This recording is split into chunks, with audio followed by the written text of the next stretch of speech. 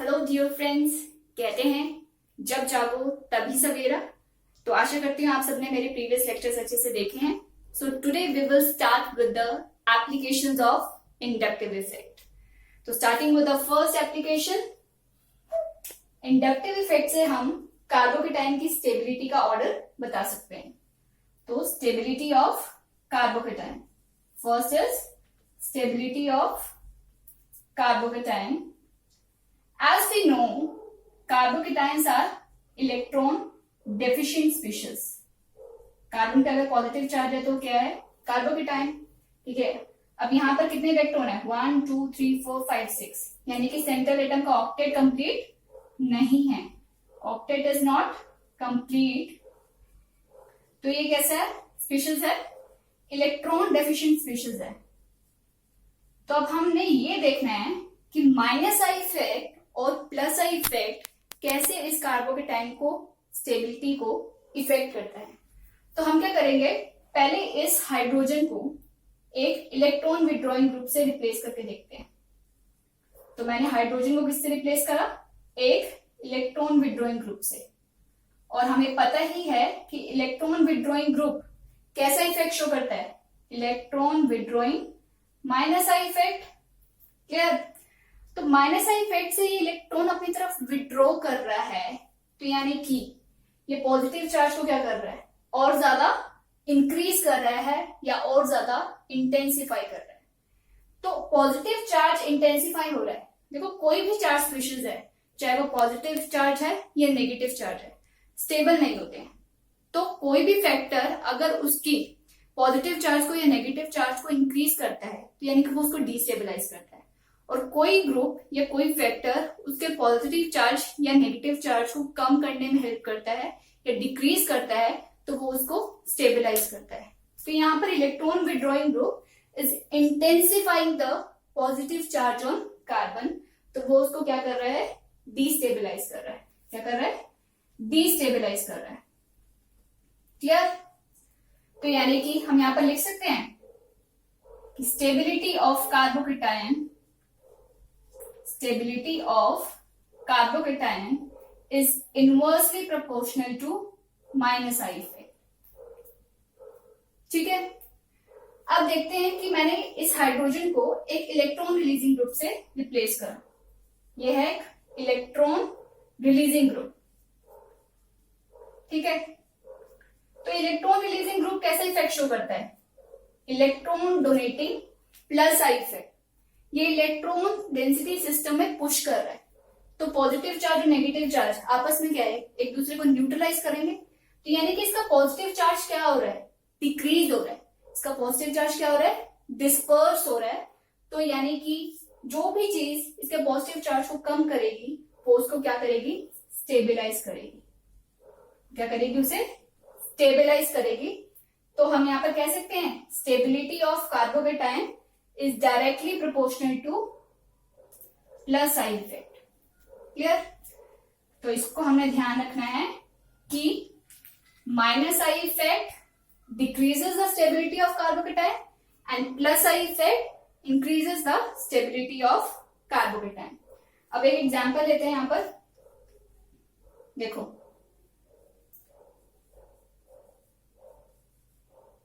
ये मैं आपके सामने एक एग्जांपल लिख रही हूं. इस हाइड्रोजन को मैंने एक मिथाइल ग्रुप से रिप्लेस कर दिया. अब दो हाइड्रोजन को रिप्लेस करा. अब 3 हाइड्रोजन को रिप्लेस कर दिया.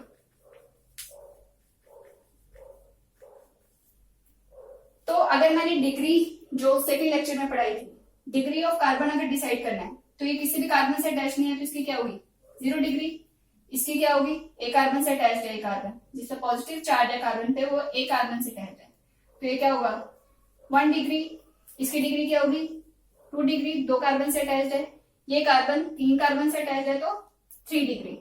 ठीक है, तो जितना ज्यादा, देखो यहाँ पर कोई भी ग्रुप जो है वो इलेक्ट्रॉन रिलीज नहीं कर रहा है. यहाँ पर एक मिथाइल ग्रुप इलेक्ट्रॉन रिलीज कर रहा है, यहाँ पर 2 मिथाइल ग्रुप इलेक्ट्रॉन रिलीज कर रहे हैं, और यहाँ पर 3 मिथाइल ग्रुप इलेक्ट्रॉन रिलीज कर रहे हैं. तो जितना ज्यादा प्लस आई इफेक्ट होगा उतना ही कार्बोकेटाइन क्या होगा, स्टेबलाइज होगा। तो 3 डिग्री के केस में कार्बोकेटाइन सबसे ज्यादा स्टेबलाइज होगा, क्योंकि उसके पॉजिटिव चार्ज को डिक्रीज करने के लिए 3 मिथाइल ग्रुप लगे हुए हैं।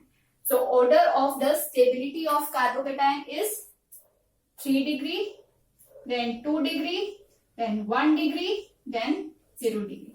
This is the decreasing order of the stability of carbocation in this example.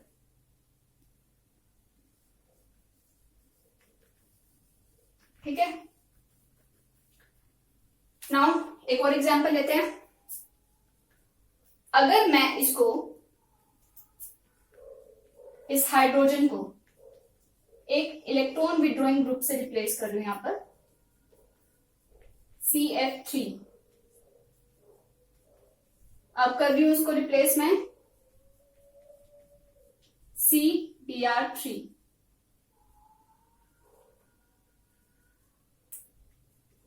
अब कर रही हूं रिप्लेस CI3। ठीक है, तो हमें पता ही है कि माइनस आई इफेक्ट, ये CF3 है ना, फ्लोरीन हो, ब्रोमीन हो, आयोडीन हो, ये सब क्या है, इलेक्ट्रोनेगेटिव एटम है। और इलेक्ट्रोनेगेटिव एटम कैसे इफेक्ट शो करता है, electron withdrawing minus I effect. तो वो क्या करता है, कार्बोकेटाइन की स्टेबिलिटी को डिक्रीज करता है। तो ये इलेक्ट्रॉन विड्रॉ कर रहा है, ये भी इलेक्ट्रॉन विड्रॉ कर रहा है, ये भी इलेक्ट्रॉन विड्रॉ कर रहा है। यहां पर कोई भी फैक्टर नहीं है जो कार्बोकेटाइन की स्टेबिलिटी को अफेक्ट कर सके। तो जो जितना ज्यादा इलेक्ट्रोनेगेटिव एटम होगा, फ्लोरीन है यहाँ पर, वो उतना ही कार्बोकेटाइन को क्या करेगा, डिस्टेबलाइज करेगा। तो फ्लोरीन के केस में तो क्या है, कार्बोकेटाइन लीस्ट स्टेबल होगा, फर्स्ट सबसे ज्यादा स्टेबल होगा। ठीक है, देन उसके बाद ब्रोमीन, उसके बाद आयोडीन, लास्ट में फ्लोरीन वाला। So this is the stability of carbocation, this is the stability of carbocation. ठीक है, अब एक और एग्जांपल लेते हैं। इस हाइड्रोजन को मैंने रिप्लेस कर दिया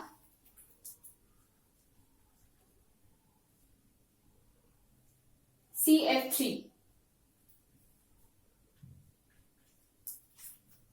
यहां पर 2 CF3 ग्रुप से रिप्लेस कर दिया,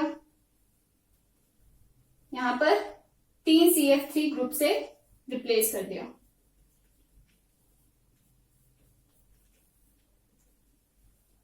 तो जितने ज्यादा इलेक्ट्रॉन विड्रॉइंग ग्रुप लगे होंगे वो उतने ही ज्यादा कार्बोकेटाइन को क्या करेंगे, डिस्टेबलाइज करेंगे। तो यहां पर सबसे ज्यादा इलेक्ट्रॉन विड्रॉइंग ग्रुप लगे हुए हैं, तो ये कार्बोकेटाइन क्या होगा, लीस्ट स्टेबल। तो सबसे लास्ट में क्या आएगा, 4। ठीक है, यहां पर 2 लगे हुए हैं, देन 3, यहां पर 1 लगा हुआ है, देन 2, और फर्स्ट क्या होगा, सबसे ज्यादा stable. So this is the order of stability of carbocation, this is the order of stability of carbocation. Hopping it clears.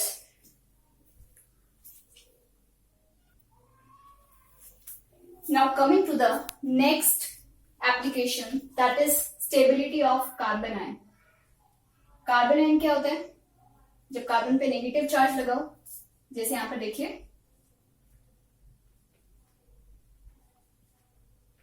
Carbon के पास लोन पेयर है, नेगेटिव चार्ज है।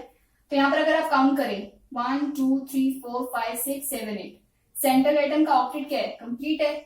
ठीक है, central atom octet is complete. अब ये देखते हैं कि इंडक्टिव इफेक्ट यानी कि प्लस आई या माइनस आई इफेक्ट कैसे कार्बन आयन की स्टेबिलिटी को इफेक्ट करते हैं।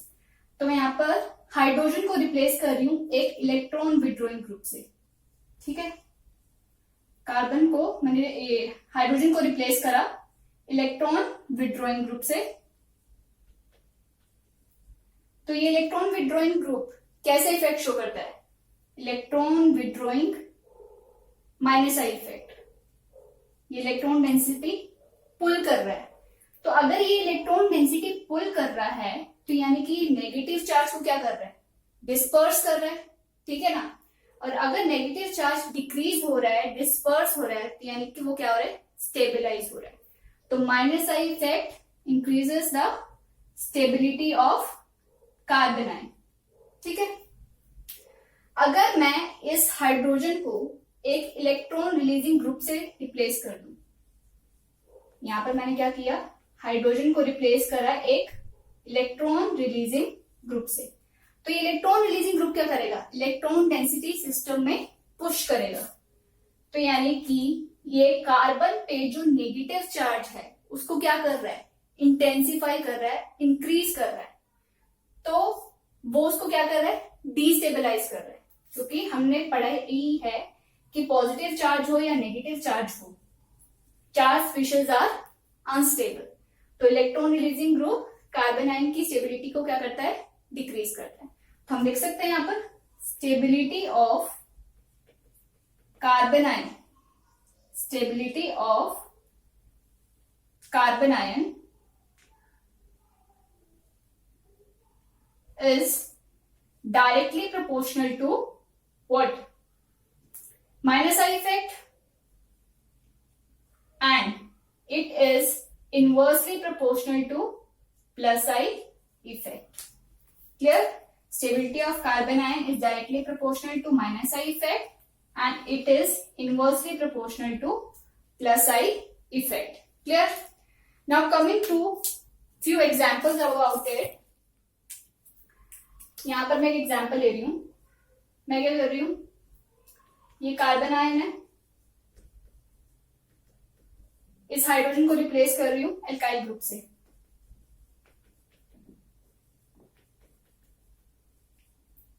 यहां पर दो एल्काइल ग्रुप से रिप्लेस करा, ठीक है। तो यह है 0 डिग्री, यह है 2 डिग्री, यहां पर करती हूं 1 से रिप्लेस, तो ये हो गया 1 डिग्री और यहां पर ये हो गया 3 डिग्री। तो जितना ज्यादा इलेक्ट्रॉन रिलीजिंग ग्रुप लगा होगा वो उतना ही नेगेटिव चार्ज को क्या करेगा, इंटेंसिफाई करेगा और उतना ही ज्यादा कार्बन आयन को डिस्टेबलाइज करेगा। यहां पर 3 एल्काइल ग्रुप लगे हुए हैं ना, तो ये नेगेटिव चार्ज को क्या कर रहे हैं, इंटेंसिफाई कर रहा है, यानी कि उसको क्या कर रहे हैं, डिस्टेबलाइज कर रहे हैं। तो 3 डिग्री तो क्या होगा, सबसे लीस्ट स्टेबल। उसके बाद 3 डिग्री सबसे लीस्ट स्टेबल होगा। उसके बाद 2 डिग्री लीस्ट स्टेबल होगा क्योंकि यहां पर 2 एल्काइल ग्रुप लगे हुए हैं। उसके बाद 1 डिग्री और सबसे ज्यादा स्टेबल क्या होगा, 0 degree. So this is the order of stability of carbon ion. This is the order of stability of carbon ion. ठीक है। अब एक और एग्जाम्पल, यहां पर मैं ले रही हूं इलेक्ट्रॉन विड्रॉइंग ग्रुप CF3 है।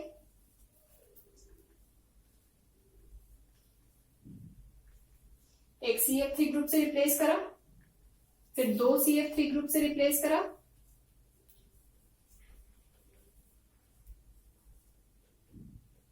फिर 3 CF3 ग्रुप से रिप्लेस करा,